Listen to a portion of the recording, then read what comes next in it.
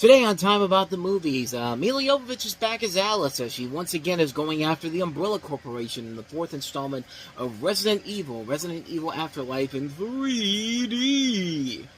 I'm going to keep doing that with every 3D movie from this point going forward. But we also have Joaquin Phoenix starring in a documentary, if you want to even call it that, about the time he went crazy and had no idea. Nobody had any idea what the hell he was doing. Crazy might be an understatement, but yeah, it was definitely a very odd time for him. And it's made into a documentary directed by Casey Affleck. I'm Still Here. So 2 films to look at for the September 10, 2010. Time About the Movies coming up next.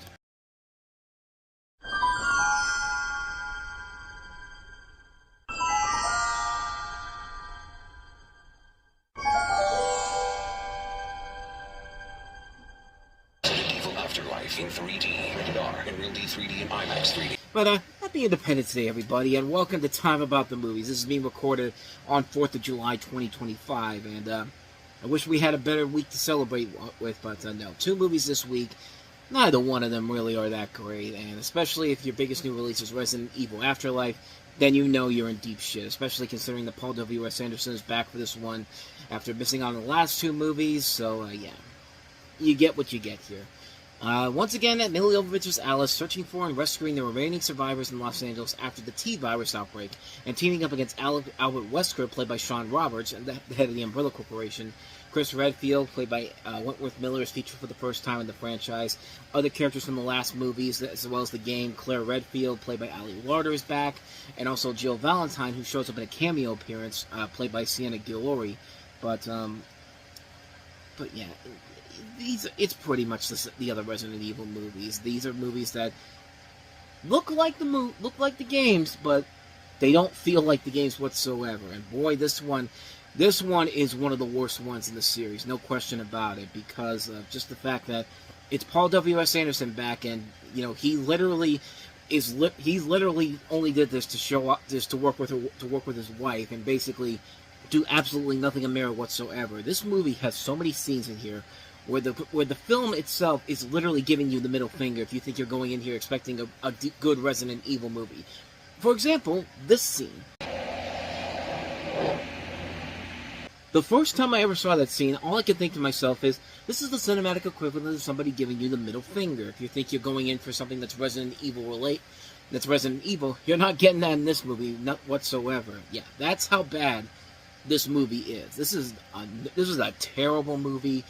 And shockingly enough, this was not one of those post-production 3D hell movies, so I don't get to use my graphics once again for this one, even though I really wanted to. But yeah, no, they used the same cameras that James Cameron used for Avatar, and the fact that they used it for this, and this is the best they could come up with, James Cameron should have just beat the shit out of him after this, because yeah, this is a terrible movie. This is a really, really bad film. There's way too many slow motion scenes in here. Like, you're not only ripping off Avatar, but you're also ripping off 300 of all things. It's just like with the slow motion, it's just like they're padding out the running time here. This thing's not even just a little over 90 minutes long, and you waste so much of your goddamn time just waiting for something to happen in this movie. And no, it's the same movie over and over again. Milla Jovovich teams up with a bunch of mercenaries, and they go around shooting zombies. That's it. That's the entire movie. There's nothing of value to this whatsoever. There's nothing of merit to it. There's nothing there. The only thing you can hope for now is the fact that, you know, the Zach Cregger Resident Evil movie is coming out, and we've seen what this guy can do with Barbarian. Weapons is looking pretty good, so one can only hope that we are literally heading to a much better Resident Evil series in general with somebody who knows what he's doing. We hope. We hope that that's the case. We can get these god-awful movies out of our mindset and actually focus on making good video game movies with the Resident Evil series for once. But yeah, what more do I need to say? Resident Evil Afterlife, these movies just need to stay dead already. But unfortunately, we've got 2 more movies after this one. Actually, 3 if you count Welcome to Raccoon City. Which, hey, prove that you don't need W.S. Anderson or Milla Jovovich to completely ruin a Resident Evil film in general. You just need a really bad movie, probably written by the studio. So anyway, that's Resident Evil Afterlife. So let's go ahead and move on to the more intriguing and more interesting of the 2 movies we have here. I'm Still Here, starring Joaquin Phoenix, as you've never seen him before. Yeah, remember when David Letterman had Joaquin Phoenix on the show, and Joaquin Phoenix had no idea what the hell he was doing? And Joaquin, I'm sorry you couldn't be here tonight.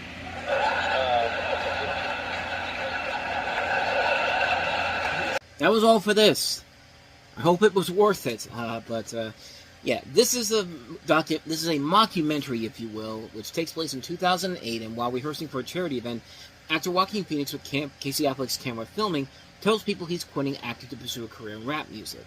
Over the next year, Phoenix writes, rehearses, and performs to an audience. He approaches Sean Puffy Combs, which, yeah, another movie in 2010 that has been completely is aged like fine wine. I'll tell you that much. But in hopes he will produce the record, we see Phoenix in his home. He parties, smokes, engages in depravity with his two-man entourage, debating philosophy with Affleck, and rants about celebrity. You also have Mos Def, Ben Stiller, Edward James Olmos, Jamie Foxx, Billy Crystal, Jack Nicholson, Danny DeVito, Bruce Willis, Robin Wright, Hugh Grant, Natalie Portman, Sean Penn, Matthew Maurer, Tim Affleck, among here involved in this documentary. And you know, it's considered a mockumentary, but the fact that the events of the film had been deliberately staged was not disclosed until after the film had been released. So people thought it was a real documentary before this actually was later revealed to be a mockumentary. And yeah, it's not great. It makes no sense whatsoever. None of this makes any sense whatsoever. We don't get a real reason why Joaquin Phoenix has just decided to give up his acting career and just go into a world of music. Never really get a good explanation of it. We never get the purpose of it. Like, why are we even here? Like, what's the purpose of this? Oh, so we can talk about what it means to be a celebrity, like the way they want to say it here. And hey, we get to say, hey, let's do it while we smoke cocaine. Call girls, have sex. Treat our assistants like shit. Coincidentally, that actually led to Casey Affleck having one of two crew members from the movie actually sued Casey Affleck. One of them was the producer Amanda White, and that was later discussed with that was later part of the Me Too movement. Well after Casey Affleck had won the Oscar for Manchester by the Sea, but was it 2017 or 2018? I could have sworn Manchester by the Sea came out in 2018.